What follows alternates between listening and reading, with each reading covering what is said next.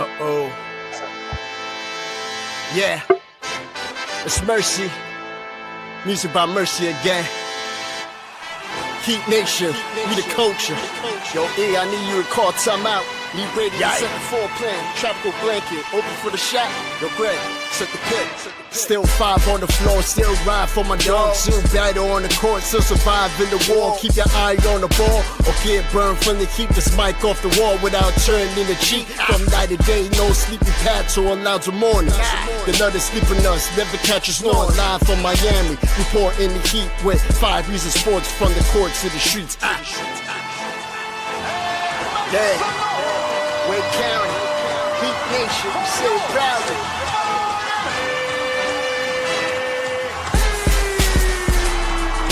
Welcome to 5 on the Floor, a daily insider show on the Miami Heat and the NBA, featuring Ethan Skolnick, Greg Sylvander, Alex Toledo, Brady Hawk, and others from the 5 Reasons Sports Network. Also, make sure to subscribe to Off the Floor for the most heat anywhere.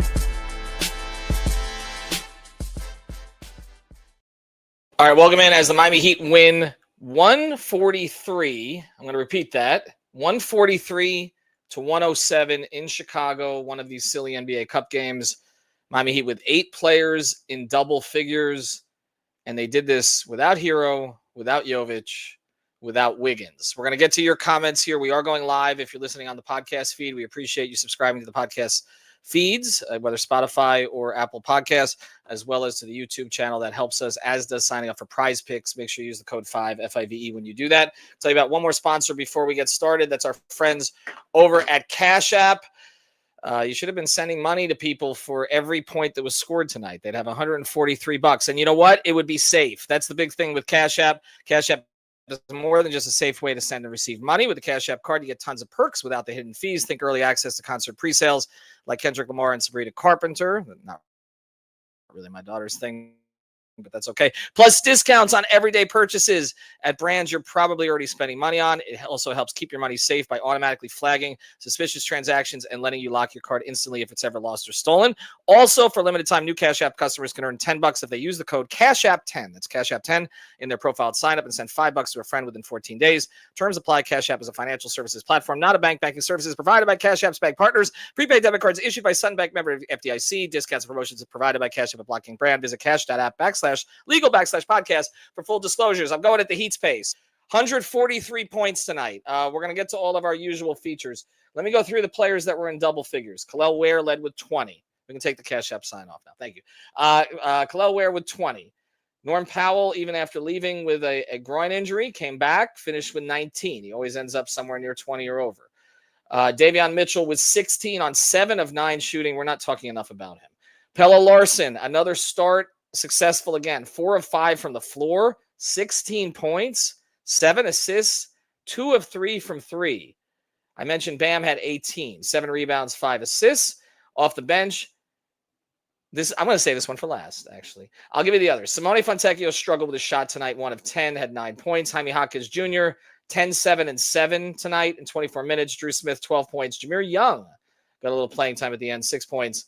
And Kesha Johnson had 14 points and 12 rebounds tonight. This is the Kesha game. Brady, give me your number one takeaway from tonight. My number one takeaway was that Kesha Johnson had the best 1 for 6 first half I've ever seen. He was so. I mean, if you looked at the box score without watching this game, you'd be like, "Oh, Kesha doesn't have his shot. He's not playing well." That was not the case. I felt like the only reason they blew it open early was because of Kesha Johnson. I thought he was just the complete energizer of that run. The rebounds. It's like, number one, before I even get to what he was doing, this is what happens when a guy like Kesha Johnson plays where he's supposed to be playing. Like, you can't judge a guy by throwing him out there. And I think we all should own up to this, but like, judge a guy when he's thrown out there as this center and he's completely undersized and he's a wing. And he's supposed to go toe to toe with all these 7-footers, and you're judging him based on those package of minutes. That's just not the case. You look at him tonight where he's getting to play real meaningful minutes in better lineups next to Bam Adebayo, and he looks like a completely different player. I just thought defensively he was great because he was guarding players he's supposed to be guarding. His rebounding was extremely great. Like, these weren't like ball's going to him, he's grabbing a rebound, he kind of fluffs up his rebounding number. These were legitimate traffic collapsing rebounds, like aggressive rebounds he was coming down with, all offensive and defensive. I thought he was just really strong on the boards. And then offensively, I just thought he was moving the ball well. He kind of fit the system pretty well. It wasn't sticking. He was getting the ball out. And he was just active. I just thought he energized that in that second quarter extremely well. So that was just my main takeaway was him. But this is about as all around of a performance you can get across the board. I mean, you went down the numbers, but I mean, I'm not going to go into too many specific players, but a guy like Ware, I think deserves a ton of credit tonight. I thought this was one of his better games just in terms of two-way impact. Because to just mention something aside from the numbers with Ware, because he did get 20 points, that he was really active offensively around the rim, kind of getting him some lob passes, and he got some blocks. But the reason I mentioned that is I thought forgetting the blocks, because that usually doesn't mean good defense for him on a certain night. Like that doesn't always equal that. I thought he was really good positionally in this game defensively, like in the right spots, didn't get off his feet a ton for random shot, like trying to block certain shots. He was grounded. He was rebounding. He was just very good defensively. If you go back and watch what he was able to do. So credit to him. I thought he was one of their better players on the floor tonight. He was another, part of that second quarter run where he's getting steals and going in a run out transition dunks. Like he was just everywhere in a game like this. And my big takeaway with him is when Ware is involved, when Ware is active, the Miami Heat are a exceptionally better basketball team. When he is playing at that level, they are not just pushing Khalil because they want Khalil to reach his potential for him individually. Like, yeah, that's a plus. But they're a better team when he is playing like that, and you saw that tonight. A bunch of comments coming in. Thanks to Darnell, by the way, for the donation. If you give us one, we certainly will put it up right away. We're easy like that. I think we're going to get to the player of the night. We may have talked about him already. But Alex, I mean, to me, the biggest thing, and this is coming in the comments where this always happens. One guy plays pretty well. It maybe wasn't expected, and it's waive this guy, get rid of this guy. And I think now tonight, it's Jovic wasn't there, right? So now it's Keyshawn's better than Jovic because of one performance. This is the thing about this team, and this is why people should be sort of tentatively excited about this team, is that it has been someone different. Just about night to night. There's been the consistent Norm effect. There's been the consistent Bam effect when he's played. But all of these guys have had moments. Jovic even had a game where he kind of took over. I'm not saying he's been as consistent as some of the others, but they are really, really deep. Like this depth has held up now through 16 games. It's held up with Tyler being out. He's coming back. I don't think the Wiggins injury is long-term from what I'm hearing. So I don't think that's going to be something that keeps him out too long. And, again, Bam is back. Powell came back today, in game. And yet they just have different guys. I mean, Jaquez was not his best tonight, but he's had those kind of nights. Simone did not shoot well tonight, but he's had other nights where he has. And they're just really good. And I think, what this comes down to, too, is there's going to be this talk, and we did a lot of this on Playback tonight. Join us, playback.tv/5RSN, about whether a consolidation trade is in play because the East is open. It really is. I mean, it's better than people expected, particularly at the bottom, particularly sort of in the middle. The bottom of the West, the bottom's fallen out. But there are guys, and I know people are saying LaMelo, or they're saying this one, or AD, or Ja, or Zion. And we're not going to get into that specifically on this episode, but I think the overall point is if they're going to play this pace, and they just got a lot of good players, maybe you just keep your good players. Right? Like maybe you just ride this out, see how it looks with Hero and Powell, and you do roll 11, kind of like you guys have been talking about all year. I mean, that would be nice, honestly. Like I do think with the pace that they're playing at, with the level that guys have played at, where like, they've all made a case for themselves and have all been relatively consistent, other than really Nico, honestly. I think it makes sense for them to be able to do something like that. I'm agreeing with you on the whole, like, it's probably too early to be talking about trades, especially with how well they're playing. Just because, like, if you're trading, right, like if you're making a consolidation trade, that just in the name itself, that means you're trading multiple players and getting back probably fewer, right? And it's hard to even put together trade ideas like that because they have so many guys that are playing, above expectations, right? So I'm with you on all of that stuff. It really is just a testament to the play style where, like, since they're constantly moving, constantly dishing the ball, getting on to the next thing if there isn't anything there. 0.5 basketball, all those principles, right? Like I think you end up with nights like this where you're getting these performances from multiple guys. And I think I saw that stat today, like just like they got tonight, 8 guys this season are averaging double-figure scoring for them or more. That is really insane. Without like, their leading scorer, Alex. Without their leading, they're going to have 9, right? I mean, well, I don't know if it'll work out that way. I think with maybe getting a guy who's going to be 20 plus, maybe a couple come down. But regardless, like overall, even if it comes down just a little bit, like a point or two for every guy, the overall theme is still there. Like it is a very team-heavy system. It's very balanced out, and I think for certain guys, you're seeing the best of them. And really, it's just like tonight was a good test, even though they were missing Kobe White, even though they lost Buzelis halfway through, because both teams play at such a fast pace, right? So it's like who's gonna win the pace off, right? And I thought the Heat won. Like both teams got to the rim, and the Heat just did a better job. They finished at the rim 10% better than the Bulls tonight. And then when you go and look at the offensive rating difference, it's insane. Like the Bulls 7th percentile, the Heat 92nd percentile. Like they just did a much better job at playing their game, because both teams like share similarities there with the offensive play style and what they want to get to for sure. And the Heat doing it on the road against a team that really gave them a lot of trouble last year, kind of fried them a couple of times last year. Again, even without Kobe White and Buzelis, I thought it was impressive because it was really just they were in control the whole time.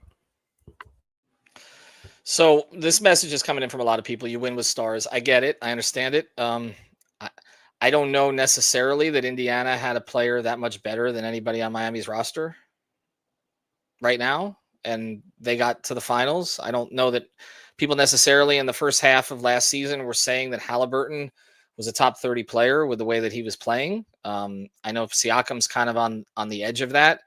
So I don't know that it's completely 100% necessary. If you're playing a certain play style and you're executing it, I understand the desire for it. I want to see what this looks like with Tyler and Powell together.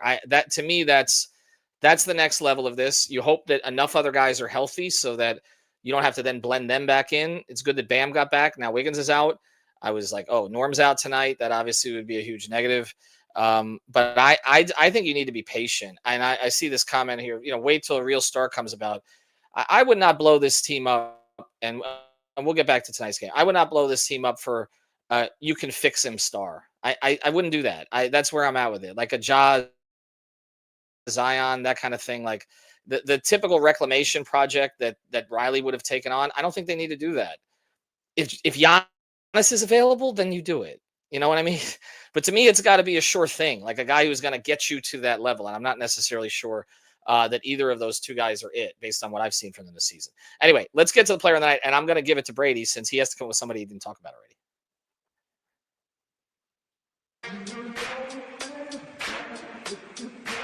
And now it's time for the A-Aggressive Insurance Player of the Night, sponsored by our friend Lynette. You can find her at insurancebylynette.com. That's with 2 N's and 2 T's, insurancebylynette.com. If you need car insurance, renter's insurance, homeowner's insurance, or any other type of insurance, she's the person to go to. Based in Lauderhill, she services the entire Tri-County area here in South Florida, and she will make sure to get you the best deal. She'll probably talk to you about the Heat while you're at it. Reach out to her at insurancebylynette.com. And now, the player of the game. Brady, who did you not mention yet? Yeah, I will go in another direction. I mean, Kalel would probably be the easy choice, but I already talked about him. And there is somebody that I want to mention. Davion Mitchell, you mentioned it earlier that we're probably not talking enough about him. Like, I think he is insanely underrated this season, even as much as I felt like I keep bringing him up game after game. And I feel like he's still underrated with what he's providing. He has been so good defensively on the perimeter, doing all the usual stuff that we know he can do. But, like, nobody expected him to be this good offensively. Like, what he is doing on offense is insane. He was 7 for 7 from 2 tonight. Like, and these aren't easy twos. These are isolation, bump, contact 2 type layups. These are isolation, crossover, step back, mid-range jumpers.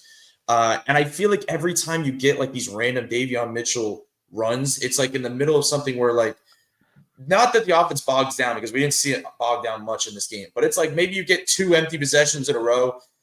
Things aren't clicking. It's like, well, Davion's like, all right, well, instead of this possession and me playing playmaker constantly, I'm just going to go do it myself, because it feels like he can do that whenever he wants, which is insane to say, because I never thought I would say that with him coming into the season, that like he's a guy that like when you need a bucket, just go to Davion in isolation. He'll just go get you a bucket. Like that's not a normal thing to say. And he's been that. He's been so strong. The finishing is so insanely good. The fact that you see it with some guards, it's happened for some time now, but he's so good with his left hand. Like being a righty, and when he gets to that left hand, that scoop, and it's like every time it's a bucket off glass. Like it's just I just think he's been so good. He's been such a strong two-way player for them. To me, he's the player. Like he has to be the player of the game to me. Like there's so many guys you could go to, but I just feel like in the key stretches of the game, like he is a legitimate difference maker at this point. When they got him last year, and I know we all liked it, and we thought he was a Heat player. I knew they'd looked at him for a couple of years, but I was thinking like spark plug off the bench. Like this is a totally different level that he's playing at. I mean, he's projecting now to be more than I was looking back through some of his draft reports when he came out, and nobody thought he'd be doing this. That's the thing. Like he was a first round pick just based on the defense, pretty much. Like that was it. And then it was kind of like functional rotation player, maybe with a little bit more upside. They got him for $12 million a year over 2 years. I mean, this is a complete bargain contract, and they got him after pivoting because the PJ Tucker thing fell apart. They were never keeping PJ Tucker, but that's not the way that this was supposed to play out. Well, I'm sorry, the Kyle Anderson part fell apart. They had to make another move. And so now they end up with a guy who is, I mean, legitimately, like, he's a guy, like you said, you can play him in the last 6 minutes of games and not worry about it. They have like 7, 8, 9 finishers on this team. And that's what they always talk about. It's not about the starters. It's about the guys who can finish. And Spo has all these guys he can go to. It's a very, very interesting team. It is. I mean, to be through this stretch at 10-6, and now you're going to Philadelphia, you come back, you get that one. You come back, you get a Dallas team that's reeling. There's some good things happening. All right, Alex, I'm going to go to you on the play of the night. You can take wherever you want. And now it's time for the X-Ray of the Play of the Day, brought to us by our friends over at Mobile C-Arm and Staffing Services. Nelson and his team will bring the X-ray equipment and the staffing to you. If you work in a hospital or a medical office, get a consultation today at c-armandstaffing.com or give them a call at 561-891-9620. Their fleet of trucks at your service. Again, it's Mobile C-Arm and Staffing Services, 561-891-9620. And now, the X-Ray of the Play of the Day. All right, Alex, Well, honestly, not a tough question. I'm actually more. No, it's not a tough question this time. This is probably the most prepared I've been for a play of the game. I usually don't. I never even think about it ahead of time. But I actually had a few that, like, as I was watching the game, I'm like, okay, that's one right there. And I want to show some love to Ware here. I know you guys have already, but I feel like I got to do it because I feel like I'm always the one kind of pointing out things that he needs to do better.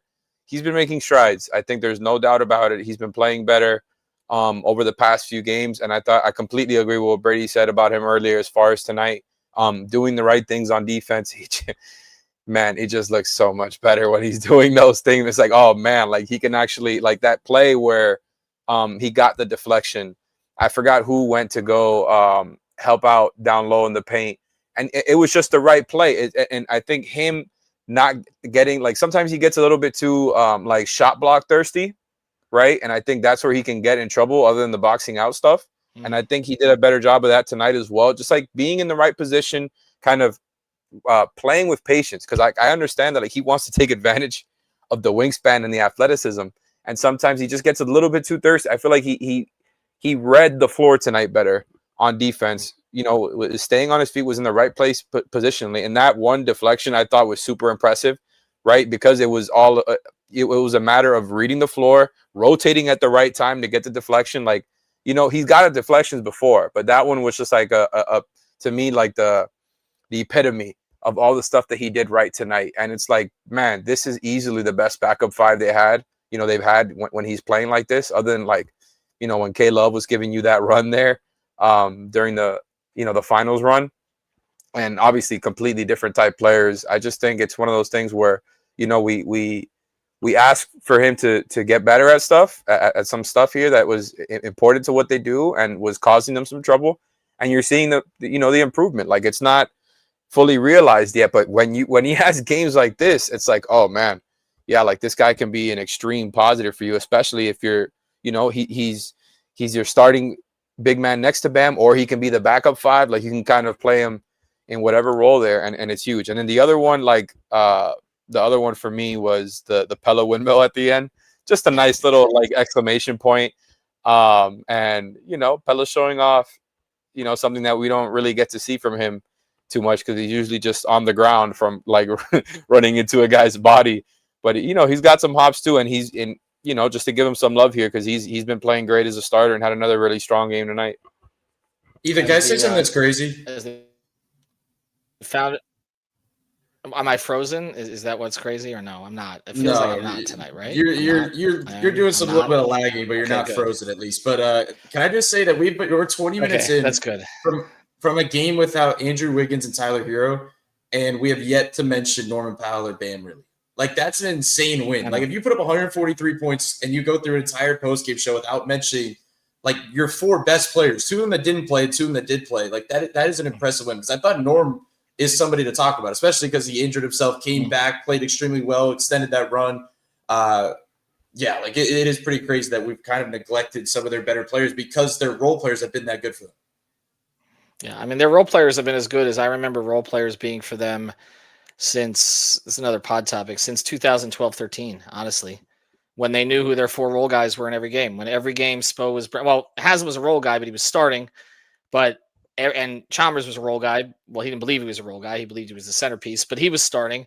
But then coming off the bench every single game, Ray Allen was a role guy at that point. Ray Allen, Chris Anderson, Shane Battier, Norris Cole were their role guys. And then they would occasionally use James Jones or Mike Miller, and they got production from their role guys every single night. That's what's happening now. And it's remarkable if you look at the way that they've done it now, because the Fontecchio trade has worked out.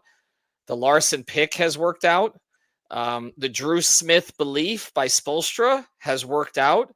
And then you even get a night tonight where we're like, well, the one dead spot in this roster, other than Terry Rozier and the actual dead spot, is Kesha Johnson. And then he gave you a game tonight. So they've got it from pretty much everybody. And I don't want to hear the Jovic talk tonight. Okay. Like let's give Nico a break. All right? I know he has not been great. I know I've been one of his biggest champions also, but let's enjoy what they're doing. I mean, they're getting stuff from pretty much somebody every night. Nico will have nights, but obviously he needs to be better. He's been the one guy who has kind of lagged like I'm lagging right now. I want to read a quote here before we close. Coach Spo on Ware. This is from Heat Culture 13. Good follow on Twitter. He's being much more intentional. He's rebounding, making his presence felt with his size. He's getting better. He's stacking up good day after good day. That's as good as he's going to get from Spo. Okay, so if Spo is saying that, then he's happy with it. Now Nico needs to get on board, but he doesn't have to worry about what he gets from Pella and Drew every night. And Davion. You know exactly what you're getting from the three of them.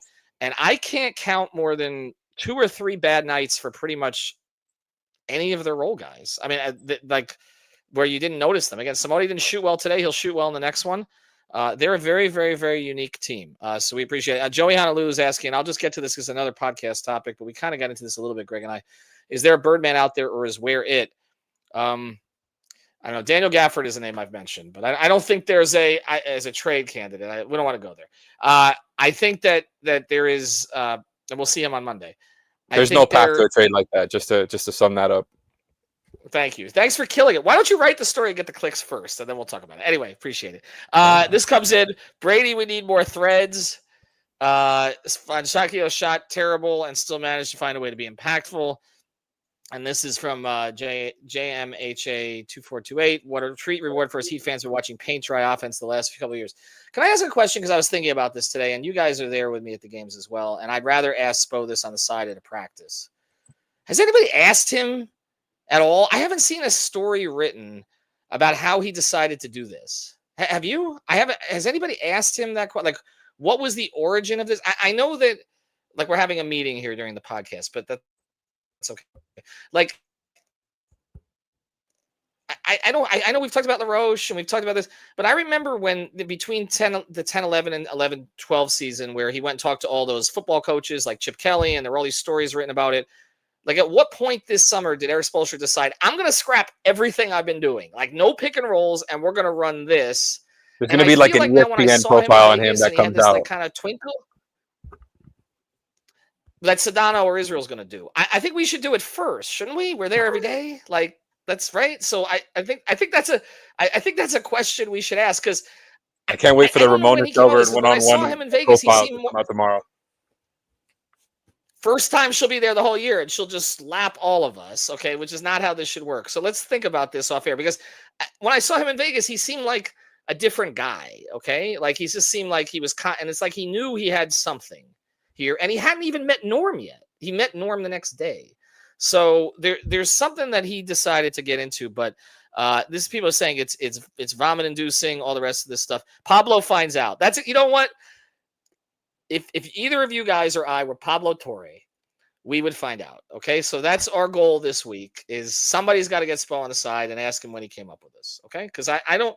This is like, nobody's done this over a year. Rick Carlisle altered his style, but over a period of years.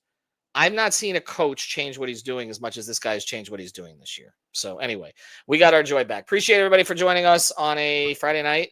We'll be back on Sunday night. We'll have a couple of episodes tomorrow, so make sure you check that out. I'll get Greg awake. Have a good one, everybody.